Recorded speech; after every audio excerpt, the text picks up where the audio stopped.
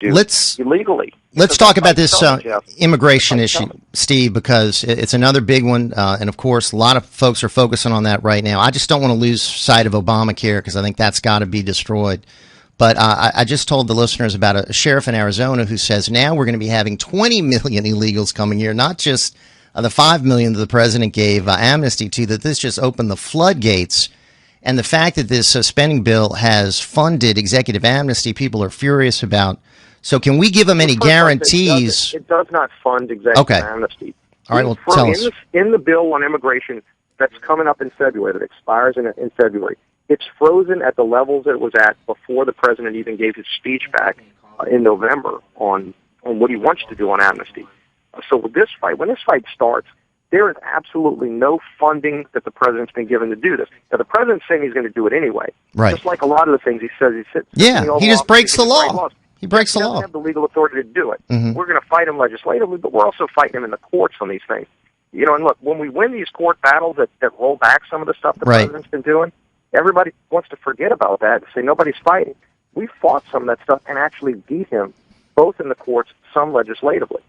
So, you know, this isn't over. This is just getting started. When there's a Republican Senate, there will be bills that move out of both the House and Senate and go on his desk. Nobody has seen a bill on Barack Obama's desk that he vetoed on real policy. He vetoed 2 bills this whole presidency, and it was over technical stuff. Nobody's actually seen a bill on his desk to go and gut Obamacare, to go and fight him on amnesty and what he's trying to do there. Those bills are going to be on his desk real soon. And by the way, there are going to be other bills, too, on economic issues, whether it's Keystone, on tax cuts, on all that stuff. But then let's go down. The president's going to finally have bills on his desk. You're going to see real fights. Let's go down the road. He'll probably veto them, and then could we then see another? We'll move to override. Yeah, and then could there be another government shutdown if we can't have an agreement? I mean, I don't see that being a real problem. I mean, I think we've got to shut down the government if we can. And look, like I said, we were there last year. I mean, I think most people remember that.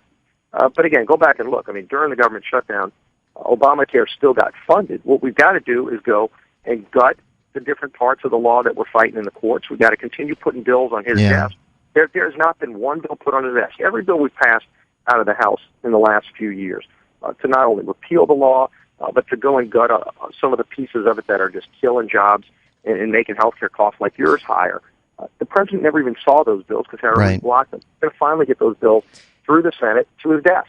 Let's have direct confrontations. And again, this sets the stage for 2016. If he's going to veto them, you know, whether we have shutdowns, whatever there is, the president's going to have real bills on his desk, and then this is going to be the top issue that we face in 2016. And we've got Elizabeth Warren probably is going to be their nominee. Somebody leftist like Obama. Well, she said we ought to have a strong conservative. Yes. I want to get back to a Reagan-esque conservative who can go out there and state the case of free enterprise and capitalism. And